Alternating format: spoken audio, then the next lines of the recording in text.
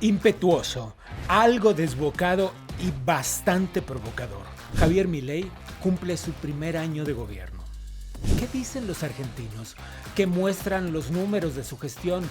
¿Qué le falta a Argentina para recuperarse? ¿Y tú querrías a un Milei en tu país? Pero quiero contarles algo a todos estos sensibleros hipócritas empobrecedores. La pobreza en el segundo trimestre del año fue 51%. Por lo tanto, la pobreza ha empezado a caer en la Argentina.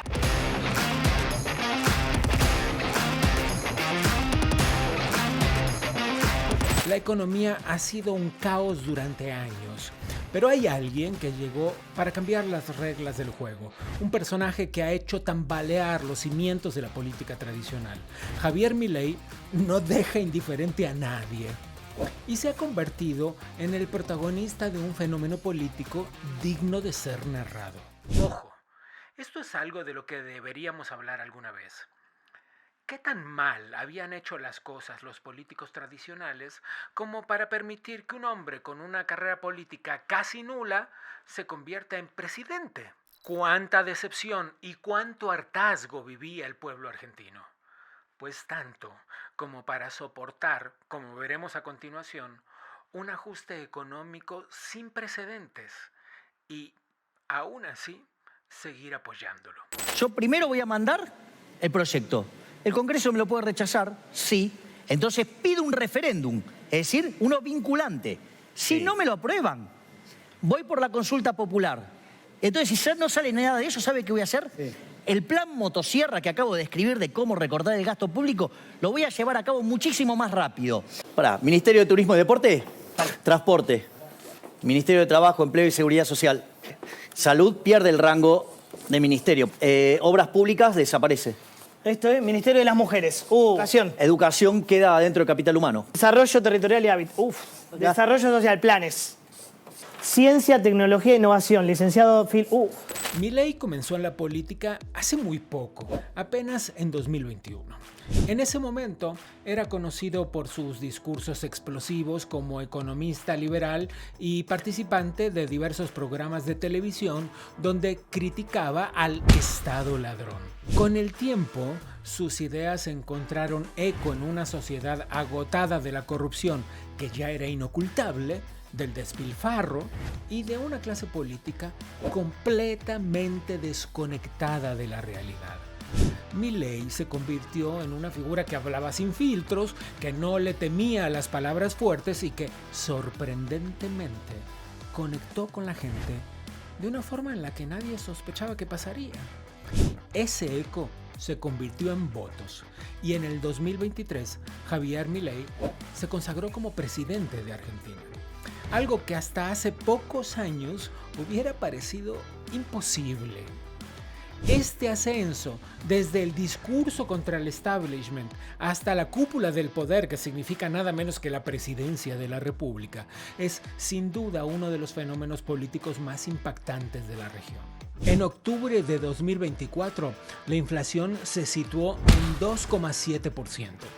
Un número que no veíamos desde hace años en Argentina y que de alguna manera marca un punto de inflexión después de décadas de inestabilidad económica.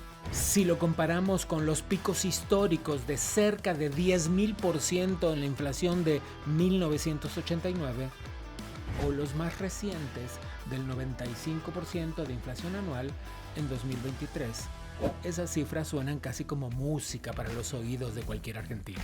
Con una política económica austera y disciplinada, Milei ha logrado cambiar la tendencia inflacionaria y dar cierta estabilidad a una economía que parecía no tener freno. Milei implementó una idea simple y muy poderosa. Y lamentablemente tengo que decírselos de nuevo, no hay plata.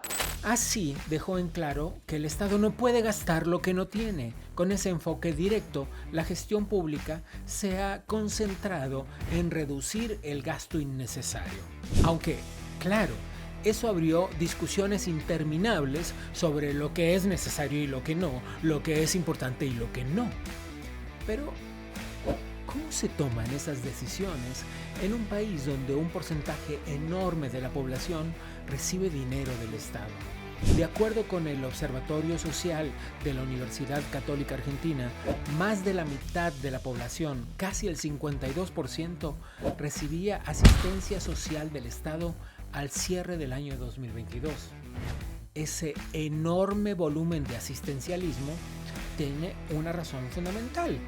En el primer semestre del 2024, el índice de pobreza alcanzó casi al 53% de la población. La idea de que el Estado debe estar presente para subvencionar cualquier falencia llevó al país a niveles de endeudamiento estratosféricos, y para completar el cóctel explosivo, el Estado de Derecho no era precisamente una de las mayores virtudes de las décadas anteriores. Las protestas interrumpiendo las vialidades eran cosa de todos los días. Crisis económica, pobreza y desempleo. Es lo que enfrentan miles de argentinos que se volcaron a las calles para exigirle un cambio en sus políticas al presidente Alberto Fernández. A su llegada al gobierno, Milei implementó un protocolo antipiquete. Le dicen piquete a los cortes de calles. Una medida que ha sido muy polémica, pero que también ha dado resultados muy claros. Argentina era conocida por los cortes de calles que afectaban la vida cotidiana de millones de personas. Ahora los argentinos pueden seguir protestando por todo lo que les dé la gana, pero sin cortar la calle.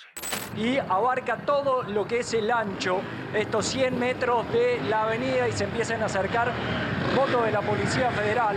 Más cerca de Estados Unidos y de Israel, y más lejos de Cuba y de Venezuela, las relaciones internacionales han dado un giro que no solo expresa la separación argentina de la izquierda latinoamericana, con la que se codeaba casi incondicionalmente y con muy poco pudor. Javier Milei ha cambiado las reglas del juego en Argentina. Su gestión está llena de medidas controversiales. Pero lo cierto es que, para bien o para mal, está intentando transformar el país de una forma en la que pocos se habían animado. Atrevido, más bien. Resta ver si esos cambios podrán sostenerse a largo plazo y cómo enfrentará los desafíos que inevitablemente vendrán en materia política. Pero lo que no se puede negar es que Milei ha traído un aire nuevo a la política argentina, con toda la audacia y el riesgo que eso implica.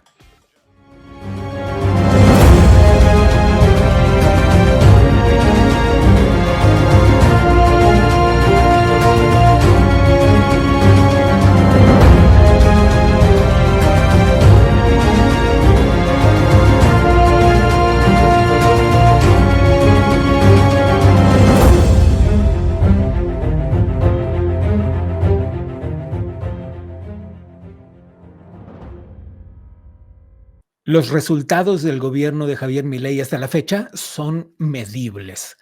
Pero cómo logrará avanzar en los próximos meses es quizás crucial para llevar a cabo el plan que él ha trazado para el país. Un plan que no solo tiene que ver con la economía y la estabilidad de Argentina, también tiene que ver con su propio futuro político, con la creación de un partido que lo sostenga y también con la estabilización de los ánimos sociales. Nada más y nada menos. Vamos a hablar ahora con el legislador porteño Ramiro Marra. Legislador, gracias por tomar la conversación. El presidente Milei dio por terminada la recesión en Argentina. ¿Esto lo sienten los argentinos a la hora del supermercado, por ejemplo? Por supuesto que lo que plantea el presidente es base de datos macroeconómicos que están saliendo, que eso es el conjunto de todos los datos micro. Cuando uno ve los últimos meses los salarios, cuando uno ve el estimador mensual de actividad económica, cuando uno ve sector por sector, ve una recuperación de la economía. Lo que pasa es que la Argentina viene de una de las peores situaciones de su historia en términos económicos. Entonces, por supuesto, queda todavía mucho recorrido. Lo que se cambió fue el rumbo. Cada día estamos un poco mejor y dejamos de estar cada día un poco peor como veníamos acostumbrados los últimos 20 años. A eso se refería el presidente. Entiendo, son datos analíticos, digamos, pero le preguntaba justamente sobre la sensación, la emoción, la cotidianeidad, la cosa de todos los días respecto de cómo se sienten los argentinos, si ellos también para su sensación cotidiana ha terminado la recesión. No me corresponde hablar por las sensaciones individuales de cada argentino en particular, puedo hablar de las mías, o sea, y obviamente tengo mi sesgo ideológico, Sí. que seguramente me puede afectar en hablar de mis sensaciones. Por eso solemos utilizar datos y no tanto, digamos, el relato de individuos uno por uno que pueden generar una distorsión. Lo que sí vemos es que la mayoría de los argentinos en las encuestas nos siguen apoyando. Quiere decir que estamos por el rumbo correcto. Es sumamente importante eso porque estamos en el mejor momento de las expectativas en cuanto a los argentinos, en cuanto a lo que viene. Este final de la recesión de la que habla el presidente se deben en buena medida a decisiones que ha podido tomar el presidente de manera, permítame la expresión quizás un poco caricaturesca, de manera más unilateral, es decir, no necesitaba la negociación política. La política monetaria, la política de déficit cero, estas son decisiones que podía tomar el presidente con menor necesidad de sentarse a negociar políticamente con otras fuerzas. Sin embargo, todo indica que lo que sigue para la recuperación de Argentina implica de mucho trabajo político. ¿Cómo cree que sucederá esto? Yo creo que la política parte desde lo que piden los argentinos. O sea, hoy tenemos un nivel en la sociedad que entienden los conceptos económicos como no lo han hecho en toda su historia. Saben lo que genera la emisión monetaria, saben lo que genera el déficit. Y eso fue Esa es una particularidad de los argentinos, por cierto. Es decir, un grado de información muy alto, ¿no? Sí. Porque somos expertos en inflación, sufrimos tanto en inflación que es como cuando uno tiene lamentablemente una enfermedad y empieza a tener muchos conocimientos sobre esa enfermedad. Empieza a investigar las causas, las soluciones. Y es ahí cuando surge un espacio político y un referente tan importante como nuestro presidente. Porque dijeron, por este lado no necesitamos más emisión monetaria. Seguramente sea una discusión que se va a dar en el resto de las partes del mundo, la cuestión del déficit, porque el déficit es algo que está mal, no puede estar permitido tan libremente como pasaba en la Argentina y como pasa en otras partes del mundo. Es una gran discusión a tener. Y a partir de ahí es que nos apoyan. Entonces las discusiones políticas tienen que ser en base a lo que nosotros planteamos, que fue lo que eligió la mayoría de los argentinos y que nos siguen acompañando. Permíteme ser un poco más específico respecto de las discusiones políticas. Me refiero concretamente a que el presidente no tiene mayoría en las cámaras. Y eso claramente siempre es un palo en la rueda, si me permite la expresión, a la hora de avanzar en los objetivos que haya trazado el presidente Milei. ¿Cómo cree que avanzará? El año que viene habrá elecciones, ¿estoy en lo correcto? ¿En el 25 sí, cada 2 o en el años 26? hay elecciones. Es año de elecciones intermedias, es decir, renovación de las cámaras. ¿De qué manera se prepara el oficialismo para ese momento? Mirá, tenemos un porcentaje muy bajo en las cámaras de representación en base a nuestro espacio político, pero logramos leyes importantes como la ley bases. Creo que los acuerdos se lograron, creo que se pueden seguir construyendo acuerdos. Hay partidos políticos. La ley bases, permíteme hacer un paréntesis para explicarle, legislador, a las personas que nos miran desde otras partes del mundo. Es un paquete legislativo que implica en buena medida la desregulación del Estado. Exactamente.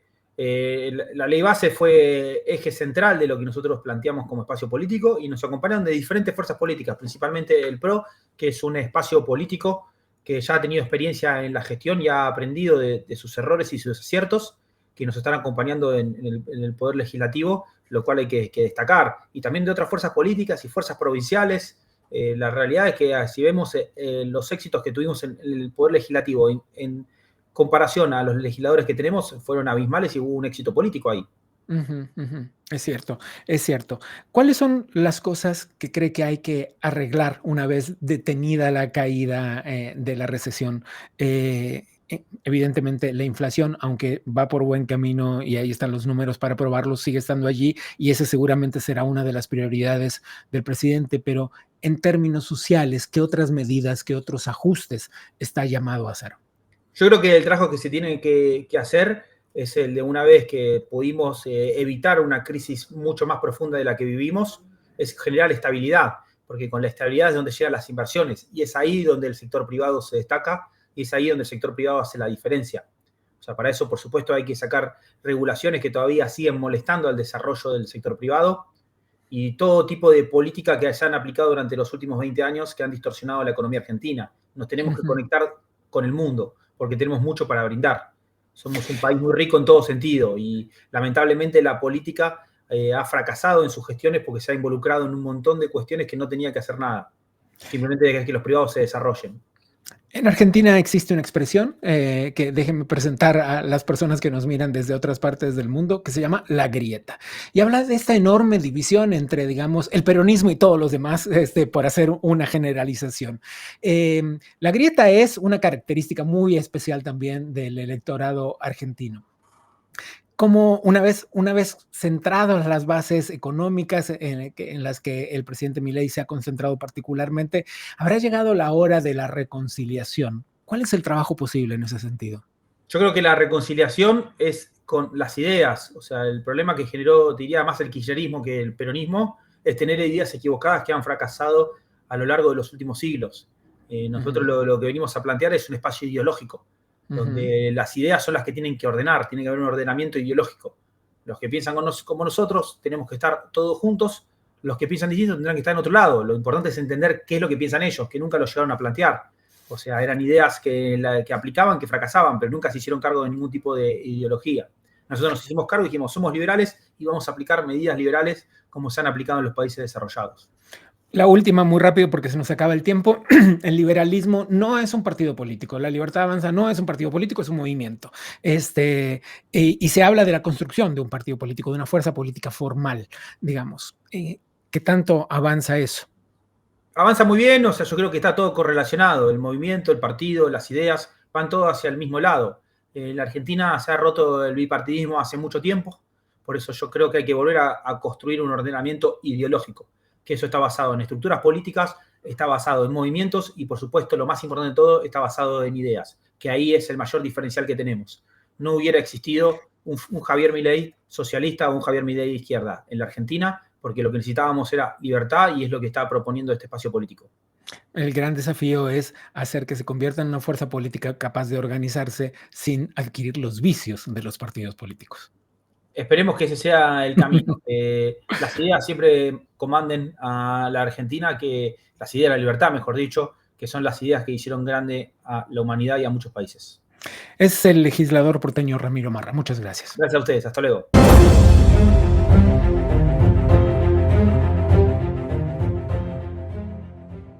Lo que sucede en el mundo del arte en Argentina es siempre sumamente estimulante. Ha dado al mundo grandes y reconocidos artistas que han surfeado la ola recurrente de las crisis que Argentina suele enfrentar. Pero una pregunta flota en el aire. ¿El arte necesita del financiamiento público para hacer arte, para existir, para desarrollarse, para llegar a todos los rincones? Bueno, de eso y de algunas otras cosas hablamos con el cineasta Diego Recalde. Diego, gracias. A vos. ¿Cómo es la Argentina de Milei un año después de que ha asumido el poder en términos de lo que tiene que ver con la cultura? ¿Han cambiado los discursos? ¿Han cambiado las formas de producir? ¿Hay gente que se quedó adentro o fuera del círculo? ¿O todas las anteriores? Gran pregunta. Habré bastantes respuestas. Vamos a ir tema por tema. Lo primero que viene a mi mente es, apareció un tipo que provocó una revolución cognitiva sin precedentes, que tiene por primera vez el apoyo de un montón de personas que no se interesaban en estas cuestiones. Quiero decir, vos tenés hoy por hoy al tipo que se levanta a las 6 de la mañana, que ahora sabe que está financiando la cultura. O sea que hay más información fluyendo. Claro, y eso gracias a las redes sociales también y a que Milei se instaló de una manera hermosa en esas redes, porque su locura empezó a generar empatía. Y ese tipo que se levanta a las 6 se está preguntando todos los días hoy, che, pará, yo tengo una vida por momentos de pesadilla para que otro pueda realizar su sueño. No me está cerrando la ecuación. Hay algo de esclavitud en esto, porque yo estoy financiando un montón de personas, pago el doble la comida, pago el doble, no sé, la tarifa de luz, de gas, para que otros puedan realizarse, no solamente los artistas. Pero bueno, en relación a tu pregunta, los artistas están dentro de esos impuestos, de esos beneficios, porque para el artista pasa a ser un derecho adquirido, pero para el que está del otro lado es un impuesto adquirido. Hablas de nuevos canales de información abiertos.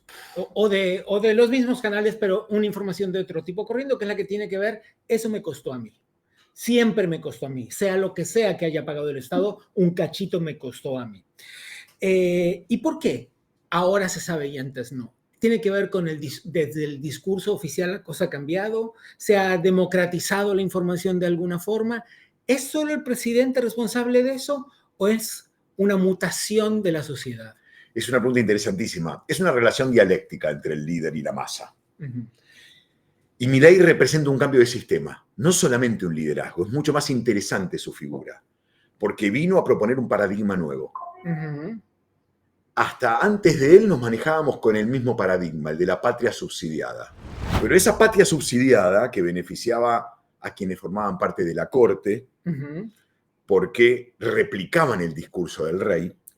Claro, si hay corte, hay monarquía. Hay monarquía, claro. Es que en realidad, voy a abrir y después voy a volver a este tema. En realidad nosotros heredamos un sistema medieval donde el rey elegía quién era el artista, decidía mantenerlo, pero ese artista estaba dentro del discurso oficial.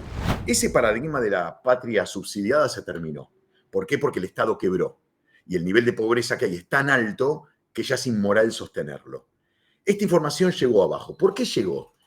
Porque los periodistas que se beneficiaban con la patria subsidiada, de alguna forma replicaban también el discurso del rey. No eran muy distintos a esos artistas que salían a pintar el cuadro que el rey quería. Esa información entonces no circulaba porque la verdad estaba en manos de unos pocos. Al aparecer... ¿Y a cuántos les interesaba ver el retrato del rey? Entonces, como esos estaban siendo beneficiados por formar parte de la corte, se encargaban de cubrirlo al rey, para no mostrarlo desnudo. Llegó Milei y esta relación dialéctica entre redes, líder y masa, no Sergio Massa, me refiero a la gran masa, hizo ver que el rey estaba completamente en pelotas y era gordo porque vivía de la comida que nosotros le dábamos como tributo. Uh-huh. Ese rey me refiero a la corte en general, es una metáfora, ¿no? Engordaban gracias a nosotros. Ahí se cortó para siempre algo. ¿Por qué?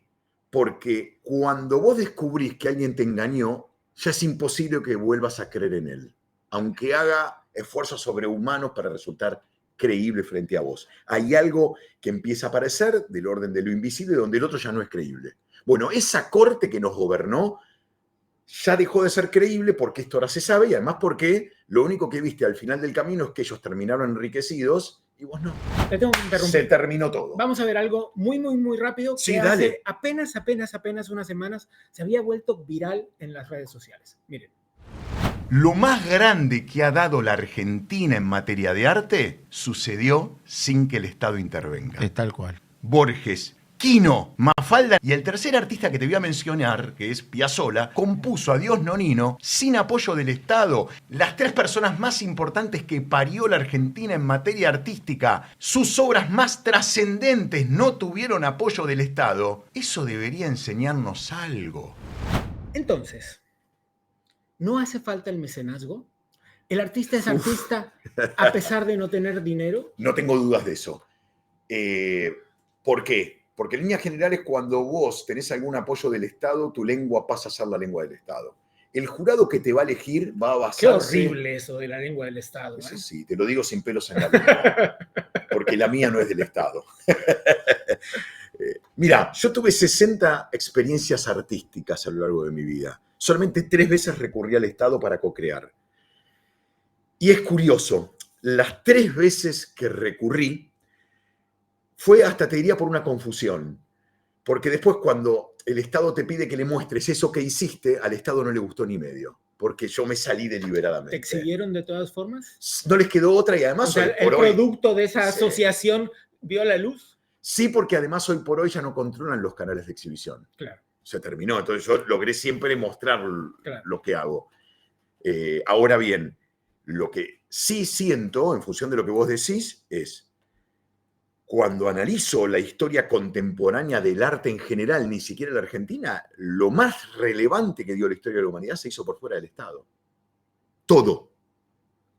Y cuando repaso mi vida personal y me pongo a pensar qué obra yo vi que dije, wow, me encontré con algo distinto, siempre fue cosas hechas por fuera del Estado.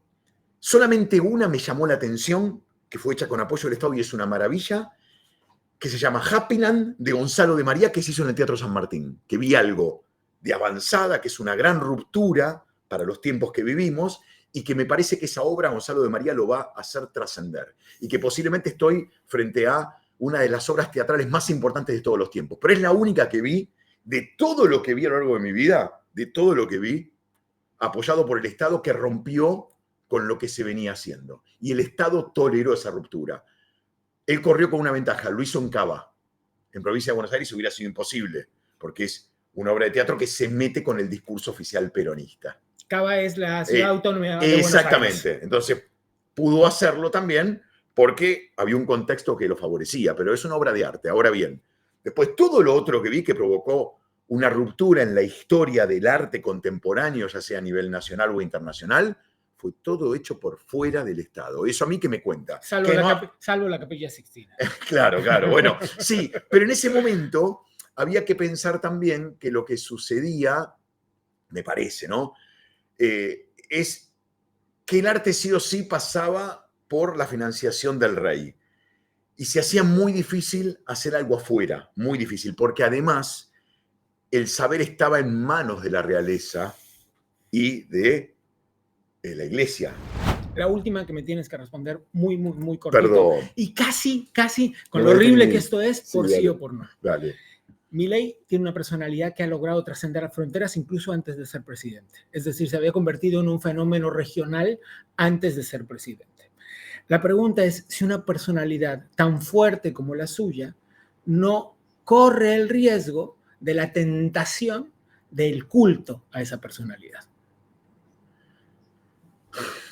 Sí, todos lo corremos. Todos lo corremos. Todos los corremos. Los romanos tenían a alguien al lado siempre que al emperador le recordaba, para evitar que le pasara esto, que era mortal. Entonces ese esclavo que estaba para ese rol nada más, cada vez que el emperador le hablaba y era aplaudido, le decía, sos mortal, sos mortal, sos mortal.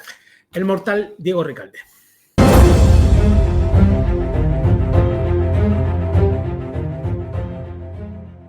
Les dije al comienzo del programa que Javier Milei necesita de la consolidación de un movimiento político. Él llegó al poder como un outsider, alguien que venía de afuera de la casta política que tanto criticó, pero además también alguien que no tenía una estructura territorial tan importante a la hora de operar una elección.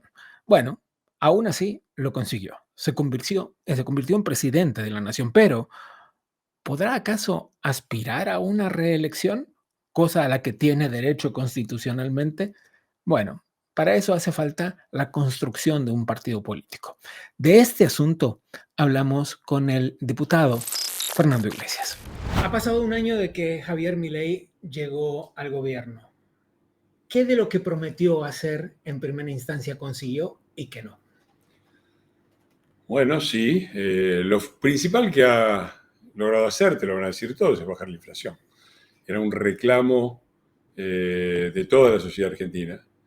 Y no solo eso, yo creo que tiene un valor estratégico, porque la inflación es el núcleo de la economía populista. La inflación en Argentina, cuando Perón llegó al gobierno, era del 2% anual desde hacía medio siglo. 2% anual. Y Perón la llevó en 3, 4 años al 50%. Y nunca paró. Y es el núcleo del populismo, porque el populismo económico consiste en pan para hoy, hambre para mañana. Yo te doy hoy, te lleno los bolsillos, hacemos la fiesta, decimos los días de fiesta siempre fueron peronistas y después vemos cómo la pagamos. La Argentina, fue el comienzo de la emisión monetaria desmedida, además, ¿no? Exactamente, la Argentina nunca había tenido... El Banco Central se crea porque en en la década del 30 hubo un año de 14% de inflación anual y eso le pareció escandaloso a todos y crearon un Banco Central independiente que durante 10 años volvió a bajar la inflación a donde estaba, 2%. La gente, el 80% de los ahorros de los argentinos estaban en pesos y en plazos de más de 5 años. La economía populista se basa en la inflación y lo que ha logrado Milei es bajar drásticamente la inflación. Y eso acaba con todo un mecanismo que no es solamente económico, es político. Esto nos lleva a la explicación de que el presidente Milei llegó al poder sin un partido formal. Es decir, lo que es bastante inusual y lo que habla del escenario social, de la confianza en un candidato absolutamente outsider, externo de las estructuras políticas establecidas. Pero si el presidente Milei pretende una reelección, yo sé que es pronto, estamos en el primero del cuarto año de gobierno, pero si pretende una reelección, muy probablemente tenga que trazar una ruta crítica hacia la creación de un partido político que lo lleve a las urnas de regreso.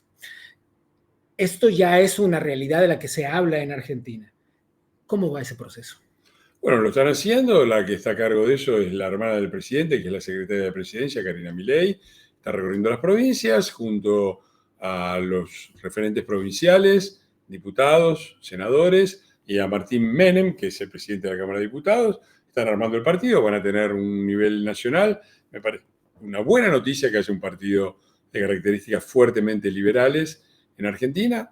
Veremos qué es lo que pasa, veremos si después... Sus aliados de hoy se convierten en los aliados de su partido político. Lo que hay que ver también es que el PRO, qué es lo que es mejor y qué es lo que le conviene a cada uno, porque las dos cosas son importantes. Si es necesario ir a listas únicas en la elección de medio término, que es la que se viene el año que viene, si es mejor ir con listas separadas.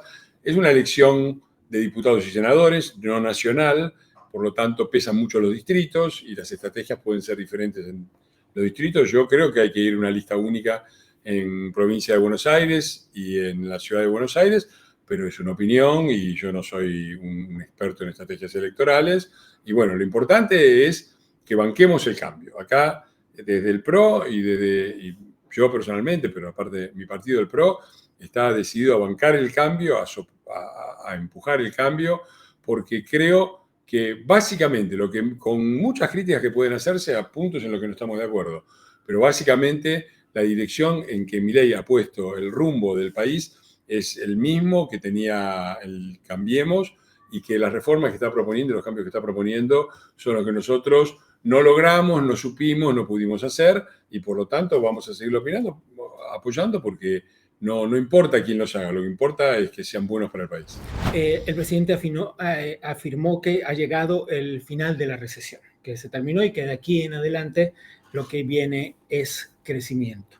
Lo que no ha precisado el presidente, y esa es quizás una incógnita para el mismo presidente, es en cuánto tiempo ese crecimiento será cristalizado para la cotidianidad de los argentinos. Bueno, el presidente tiene una expresión un poco vulgar que es pedo de buzo. Dice que la economía argentina va a subir como el pedo de un buzo. Hacia arriba y rápido. O poner un poco más técnico la B corta. La B corta no la estamos viendo, pero sí estamos viendo que se acabó la recesión.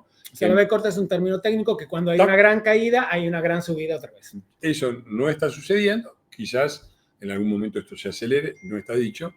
Pero hoy lo que estamos viendo sí es una recuperación de la actividad económica en casi todos los rubros. Todos los rubros están en verde. Y en una situación difícil, porque tú estás comparando con un año atrás, generalmente se compara de un año ahora, cuando comparas un año atrás, entras en el medio del plan platita de masa, es decir, de la emisión irresponsable, del gasto irresponsable, de la inflación, porque total se paga más adelante, es decir, había una actividad económica absolutamente inflada, con anabólicos, con doping, y ahora estamos corriendo con nuestras propias fuerzas.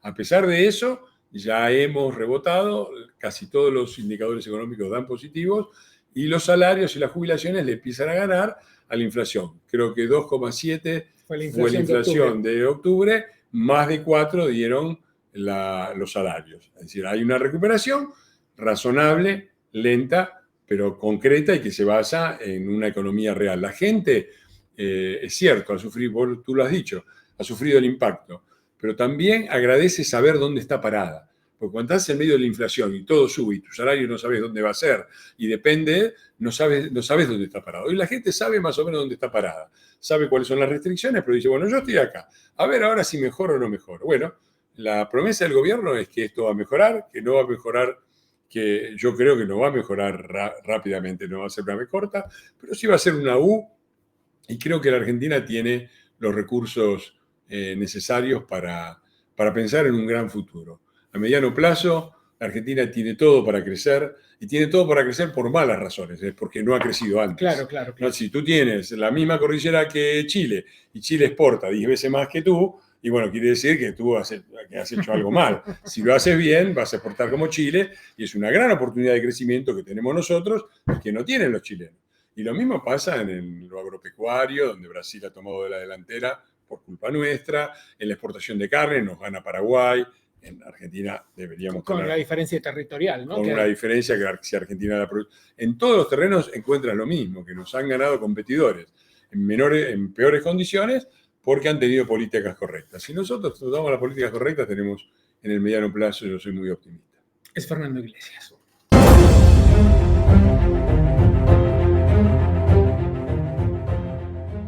Money.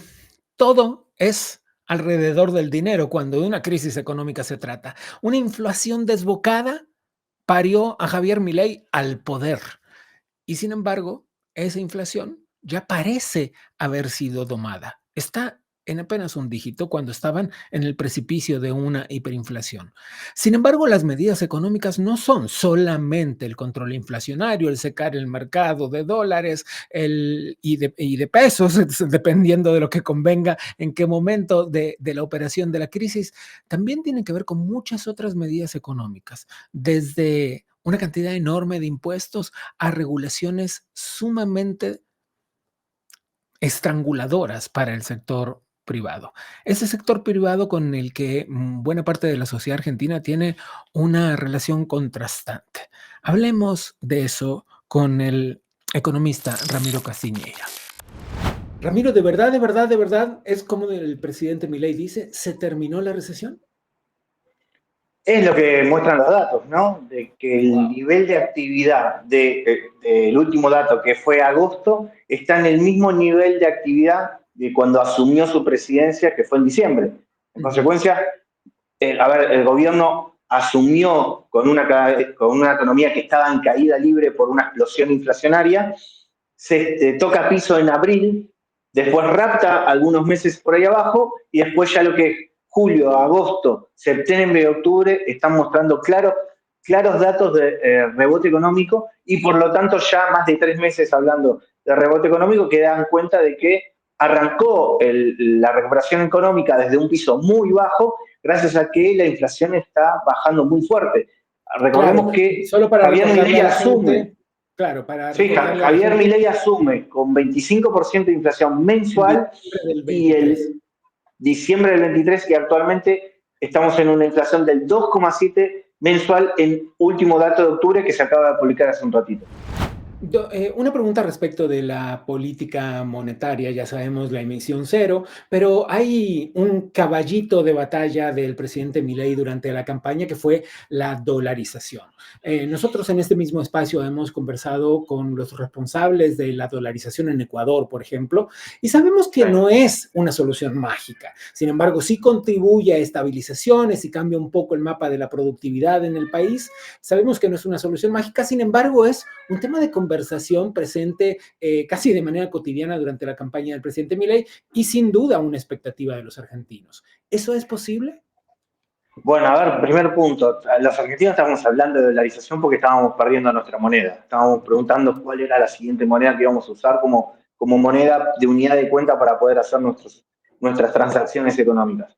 De a poquito, quieras o no, el equilibrio fiscal y la emisión cero tiene como consecuencia el freno de la inflación y por lo tanto la recuperación del valor del peso, que le empieza nuevamente a servir a los argentinos como moneda de cambio, como moneda transaccional. Dicho eso, igualmente, Argentina va a un nuevo modelo en el sentido que va a ser una competencia de monedas, que es ni más ni menos lo que sucede en cualquier país desarrollado, cosa que en Argentina estaba prohibido directamente, y encima con los gobiernos peronistas en su momento que prohibían directamente la compra de divisas. Bueno, ahora se está unificando el mercado cambiario para que cualquier ciudadano pueda acceder a cualquier divisa, como en cualquier país normal, y en consecuencia ahí apostar a la competencia de monedas, y donde el Estado va a incentivar de que haya más monedas extranjeras circulando en el sector privado que los argentinos estábamos atrapados en el peso y en el proceso inflacionario con leyes que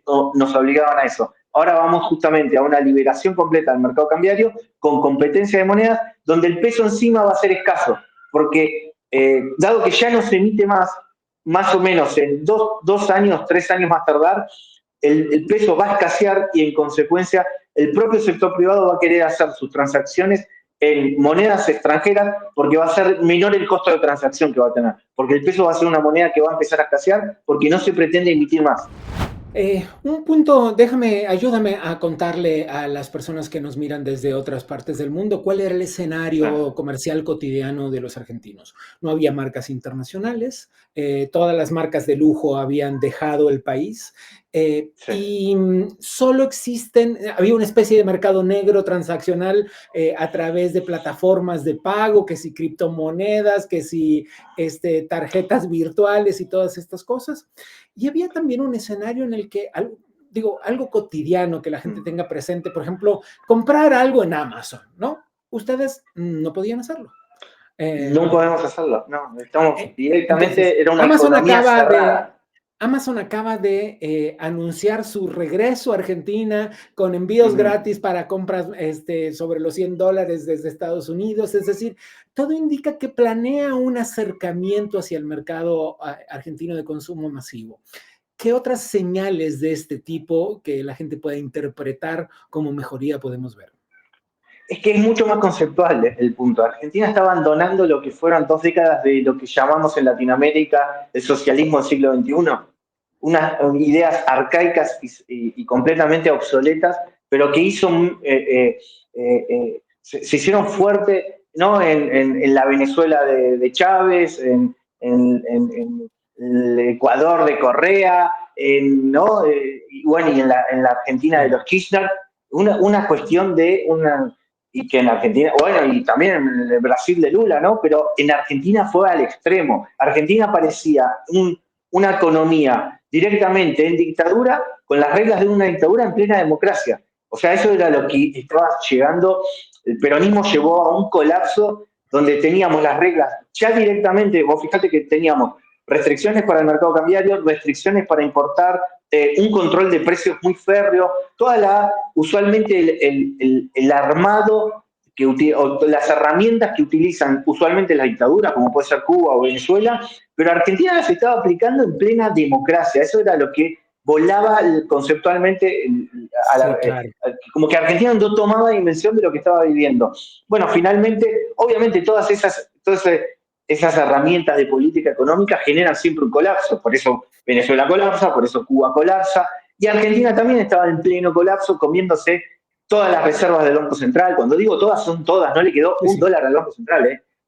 Se quemaron todas las reservas, las principales empresas, como vos contabas, las principales empresas se estaban yendo, porque claro, el argentino se empobrecía a velocidad de luz y perdía un montón de posibilidades de poder comprar. Para que tengamos una idea, en diciembre, cuando se fue el peronismo, después de 4 presidencias enteras, con el intervalo que tuvo Cambiemos, es decir, la de Néstor Kirchner, las 2 de Cristina, la de Alberto Fernández, el salario privado registrado llegó a $300, 10 veces lo que gana un cubano. El colapso era generalizado y Argentina tuvo, por suerte, a veces no me pregunto cómo, la democracia subsiste y es muy sana la democracia en Argentina, a punto tal que le dio la oportunidad a un outsider, dijo, con un claro mensaje en la televisión, decía, los argentinos estamos empobreciendo por este modelo económico, yo tengo la salida, y un outsider logró, gracias a que, pese a que el sistema económico estaba completamente destruido, la democracia en Argentina estaba muy sana y logró una oportunidad histórica que un outsider sea presidente. Déjame robarte una respuesta. ¿Qué cosas a puertas cerradas siguen preocupándole al presidente Milei en materia económica? No, esa respuesta no la puedo dar, pero sí te puedo decir de que el objetivo es que nuevamente Argentina se sume a la globalización, ¿no? La globalización también la macroeconomía también se globalizó. Las reglas macroeconómicas para que los países comercien entre sí, usualmente tienen las mismas reglas económicas. Entonces, es poner a la Argentina con las mismas reglas que se usan en el resto de Occidente para que Argentina rápidamente pueda comerciar con el resto del mundo y en consecuencia, en base al comercio internacional, insertar nuevamente a la Argentina al mundo y permitir una gran recuperación económica y una gran recuperación del salario. Así como te decía que hace muy poco, a fines del año pasado, el salario de los argentinos estaba en torno a los $300, te digo que así es Argentina. La recuperación es muy fuerte y el salario de los argentinos ya está acercándose a los $1.000. Es el economista Ramiro Castiñeira. Muchas gracias. Por favor, saludos.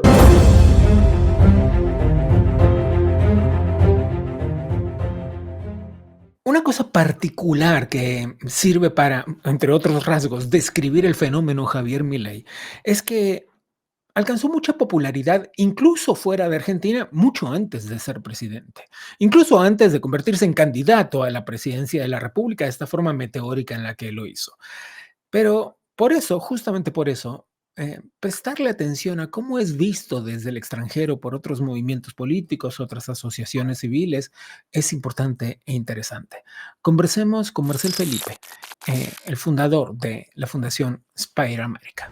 Marcel, gracias por la conversación. ¿Ocupa Milei un puesto vacío, que estaba vacío en Latinoamérica? ¿Es un nuevo liderazgo o es un espacio que alguien había dejado hueco?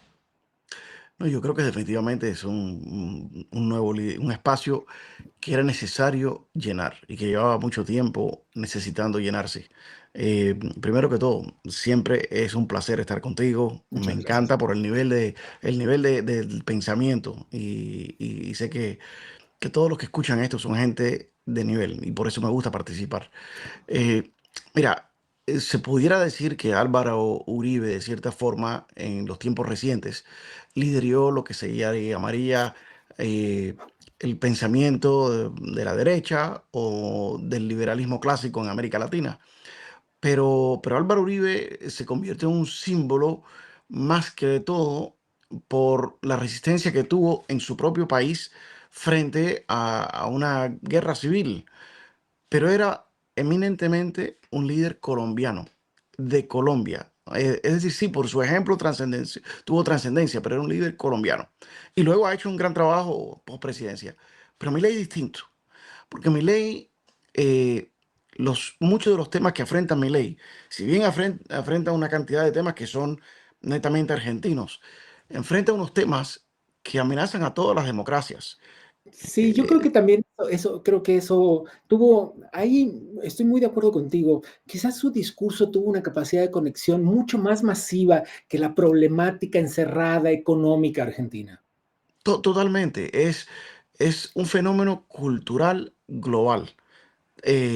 Tanto él como el fenómeno al cual él responde. O sea, surge un fenómeno cultural global antilibertades que asfixia al ser humano y él sale como la figura icónica en respuesta a eso. Muchas veces viene el debate, ¿qué es más importante? ¿El líder es el que crea los tiempos o los tiempos crean los líderes? Y creo que la respuesta es ambas cosas. Los tiempos crean los líderes. Winston Churchill por muchos años gritaba en el Parlamento que el problema son los alemanes y no lo escuchaban, lo ignoraban, hasta que el problema fueron los alemanes. Sí. Cada líder tiene su tiempo. Este es un tiempo a nivel mundial. En la historia de la humanidad es el tiempo de Milei, de Elon Musk, de Donald Trump, de Giorgia Meloni. Son todos líderes que responden de cierta forma a un fenómeno cultural mucho más amplio que la política local de su país.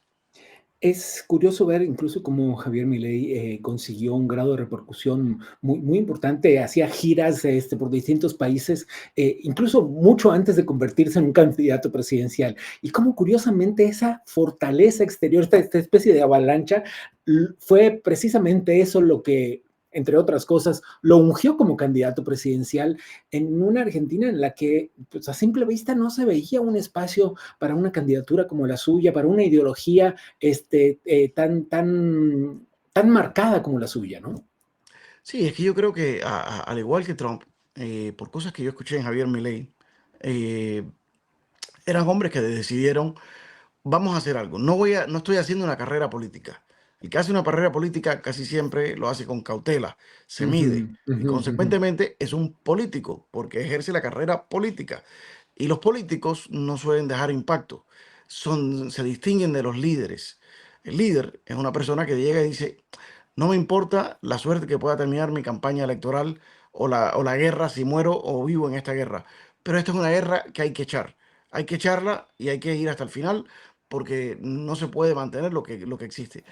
Y ese tipo de valentía la gente responde, la gente verdaderamente lo sienten, la realidad, la genuinidad de esa pasión. Y esos son los líderes que cambian el mundo. Decía Steve Jobs, solo los que estamos suficientemente locos para pensar que podemos cambiar el mundo, somos los que los cambiamos. Es correcto. ¿Cómo es visto desde Estados Unidos? Representas una comunidad latina enorme, que es la cubana en Estados Unidos, de una forma muy, muy activa, Marcel. ¿Cómo es visto desde allá? Bueno, Milei, yo creo que si Milei decide en algún momento retirarse de la presidencia argentina y llega a Miami y dice, quiero ser alcalde, aquí me retiro, ganaría por unanimidad. A ese nivel. A ese nivel, verdaderamente es a ese nivel. Porque hemos visto en el pasado líderes que dicen ser de derecha, pero no son consistentemente de derecha, son de derecha selectiva. Y luego se le acercan a la dictadura castrista o se le acercan a una administración norteamericana de extrema izquierda, como han sido la última de Barack Obama, y trataron de hacerlo ahora con la señora Harris. Y Milei no es así. Milei es genuino. Te dice lo que piensa, piensa lo que dice, pero dice lo que piensa. Y eso aquí ha sido las declaraciones, o mejor, las declaraciones no, las acciones que ha tomado con respecto a Cuba han sido determinantes en esa muestra de apoyo que tenemos hacia él. Hay mucha gente que por pelear contra la izquierda recibe aplausos, pero muy pocos son verdaderamente gente que siguen adelante y lo toman. Esto que él hizo con la canciller demuestra no solamente su posición con Pongamos, respecto a Cuba. déjame hacer un pequeñísimo paréntesis por si alguien no está al tanto. Había una votación en Naciones Unidas sobre el bloqueo sobre Cuba y Argentina votó en contra, digamos, y la canciller fue removida.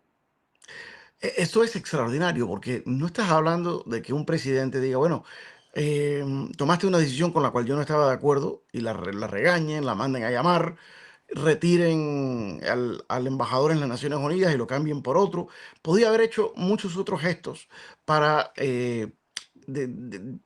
señalar su desacuerdo con la votación, pero remover a la canciller, miembro de su gabinete, va mucho más allá. Primero, me parece muy inteligente porque un presidente tiene que estar rodeado de personas que, aunque no hablen con él en un tema en particular, tienen que saber interpretar su visión. Y segundo, porque no puedes estarle constantemente diciéndole a todos exactamente lo que quieres. Tu equipo tiene que entenderte e interpretarte.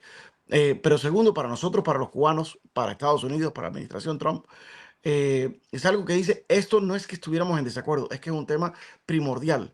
Y es lógico, ¿cómo no va a ser un tema primordial? Si es la dictadura castrista la que ha tratado de destrozar a la Argentina por medio de los Kirchners por tanto tiempo. Es la dictadura castrista la que ha tratado de destrozar a Brasil, Venezuela, Colombia, con apoyo directo a las guerrillas, atentados contra candidatos presidenciales en Colombia, en México apoyando a todos los que quieren acabar con la institucionalidad mexicana y convertirlo en un estado venezolano nuevamente. Entonces, ese es el gran enemigo de la democracia en América Latina.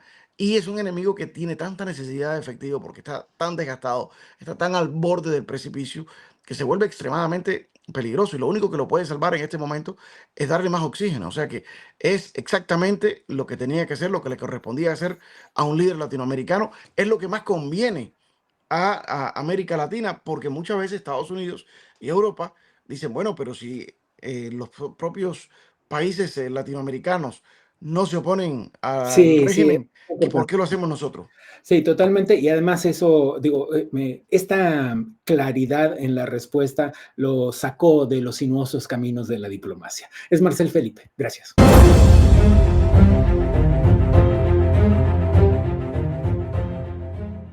venezolana ella, cantante, artista, influencer. Azabache es una mujer que dejó su tierra exiliada desde Venezuela y se instaló en Argentina. Tiene una visión particular sobre el gobierno de Milei y el momento que vive la sociedad argentina ahora mismo.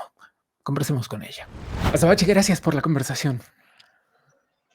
Un placer, Gabriel. Como siempre, gracias por la oportunidad de poder expresarme, amigo. Te abrazo con el corazón. Abrazo hasta Buenos Aires. ¿Cómo es la Argentina de Milei siendo extranjera? Mira, yo estoy viviendo historia y es como te lo puedo plantear, porque yo vengo de un país, Venezuela, que está destruido por el socialismo del siglo XXI. Yo llegué aquí hace 25 años, he vivido todo junto a los argentinos, vi cómo el socialismo del siglo XXI, adaptado a la idiosincrasia argentina, fue avanzando y destruyendo todo el aparato productivo, social, familiar, moral, la destrucción del lenguaje. O sea, la verdad es que el mismo guión de Venezuela, vuelvo y repito, adaptado a la idiosincrasia del país. El tema es que aquí hay tres factores fundamentales que desde mi punto de vista dieron un cambio impresionante en un país profundamente socialista. Y esos tres cambios yo se los atribuyo primero al factor venezolano, que somos más de 8 millones de venezolanos en desplazamiento forzoso, crimen de lesa humanidad, que somos la voz de lo que no deben hacer los países, porque nosotros somos el testimonio viviente de ese nefasto modelo de hambre, miseria y muerte. En segundo lugar, encontramos una persona que vino fuera de la política con un crecimiento en una marca personal a través de los años, a través del conocimiento, de la convicción y el coraje para llevar las ideas de la libertad adelante, con un carácter disruptivo que aprovechó todos los espacios que se abrían para dejar el mensaje. Y por último, y no menos importante, es la amplificación del mensaje a través de los influencers. Y ahí me cuento yo en la influencia, en la primera ola. Hoy en día son como 5 olas ya, o sea, esta bola sigue creciendo. Y es muy importante eso porque pudimos saltar toda la convergencia telemática que se unió para hacer campañas contra Milei. La verdad es que si te lo puedo definir, estoy viendo un momento histórico donde hay un cambio de un país profundamente socialista abrazando las ideas de la libertad. ¿Sientes que han cambiado las políticas públicas respecto de los inmigrantes?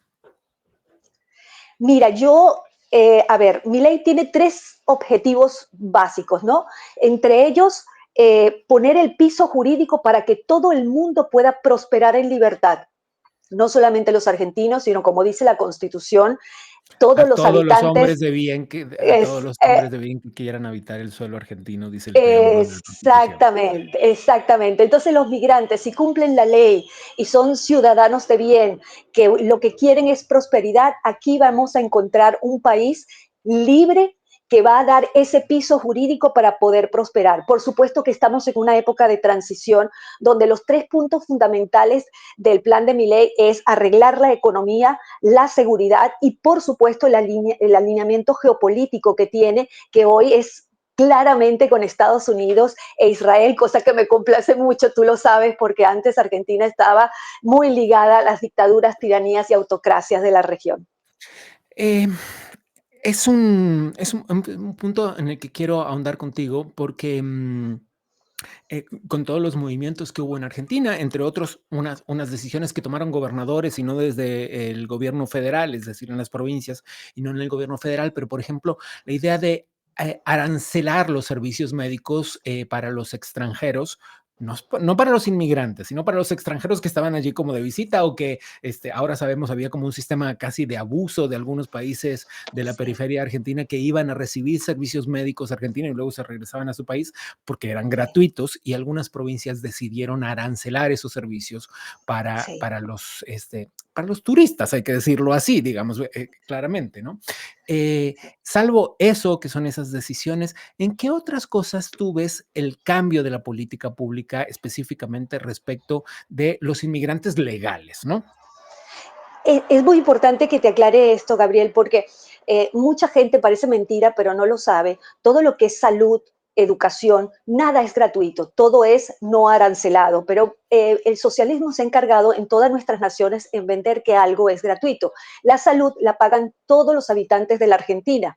El tema es que el problema precisamente con Bolivia, que es uno de los países donde no hay reciprocidad, sino que a los argentinos le cobran por la salud. De hecho, hay casos donde han dejado morir argentinos porque no tienen cómo pagar salud en Bolivia. Esto despertó una gran concientización de la gente de exigir, por favor, que se arancele a la gente turista, la que viene nada más a atenderse y se va. ¿Por qué? ¿Por qué? Porque, como bien decías, hubo un abuso, pero un abuso grande. Se vendían tours a extranjeros que se venían a hacer, por ejemplo, cirugías plásticas a los hospitales de acá, no les cobraban nada y se devolvían, y cosas así por el estilo. Y del otro lado, ni siquiera una atención hacia el argentino. Por esa razón, es importante decir que los aranceles se les cobran a los no residentes, los migrantes que vivimos aquí de forma legal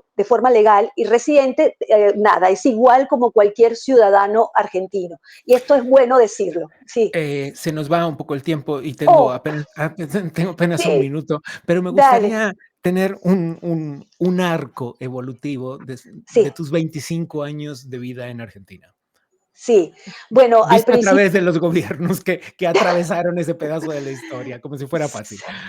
No, bueno, voy a tratar de resumirlo lo más rápido posible, pero bueno, mi vivencia fue salir del socialismo nefasto de Venezuela para entrar en el socialismo nefasto de Argentina, y hoy por primera vez en 25 años estoy viviendo historia, estoy viviendo un cambio, estoy emocionada, estoy feliz porque la economía argentina comienza a repuntar. De hecho, esta semana el presidente dio la noticia de que se acabó la recesión, que vienen buenas noticias. El proceso de transición ha sido complicado porque todos nos hemos tenido que ajustar el cinturón, pero tenemos un norte, Gabriel.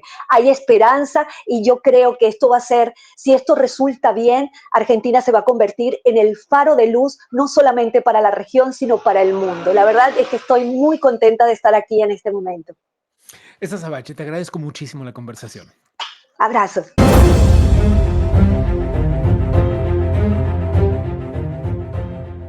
Claro que le queda mucho por hacer, vaya que le queda mucho por hacer, pero hay unas cuantas interrogantes en el aire, y una de ellas es cómo construirá su fortaleza política Javier Milei para sostenerse. Se ha enfrentado a buena parte de las fuerzas políticas establecidas, icónicas, hegemónicas de Argentina. El radicalismo por un lado, el peronismo por el otro, y estas dos grandes corrientes que tienen muchas vertientes más pequeñas, pero no menos importantes a la hora de consolidar el poder, a la hora de negociar para sostenerlo. Así es que Javier Milei tiene muchos desafíos por delante una vez controlada, suponiendo que esto se estabilice, la crisis política. Parece estar ya por buen camino. Veamos qué pasa en los próximos meses, porque sin duda tiene un camino largo que recorrer. Y puede eso significar la apertura de un momento completamente distinto para este país que ha pasado por una crisis tras otra en las últimas décadas. Dejamos el tema aquí por hoy, solo por hoy. Antes de seguir avanzando, les voy a decir lo que siempre les digo. Denle clic a la campanita, suscríbanse al canal, déjenos un like y un comentario sobre el programa de hoy. Vamos ahora a echar un ojo a ver qué está pasando puertas adentro del Adam Smith Center for Economic Freedom.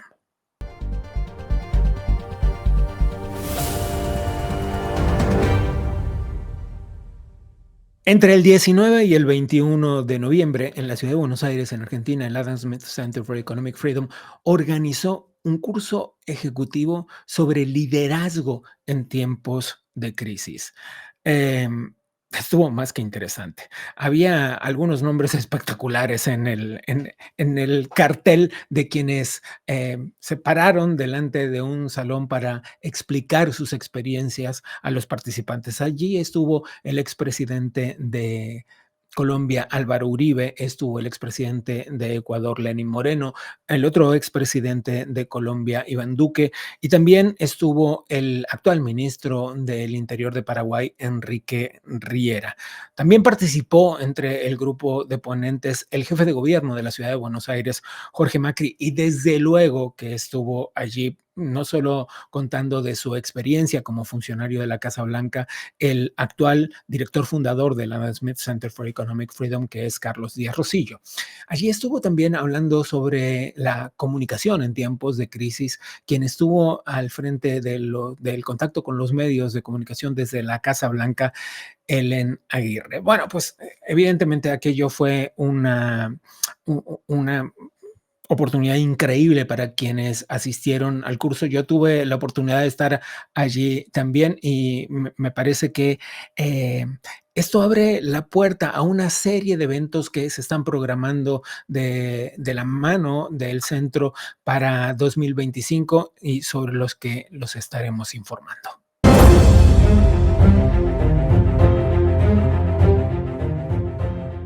Otra vez la campanita, otra vez el pulgar hacia arriba, otra vez recordarte que te suscribas al canal. Esto ha sido todo por hoy. A nombre del Adam Smith Center for Economic Freedom les doy las gracias por habernos acompañado el día de hoy. Soy Gabriel Bauduco y nos vemos la próxima.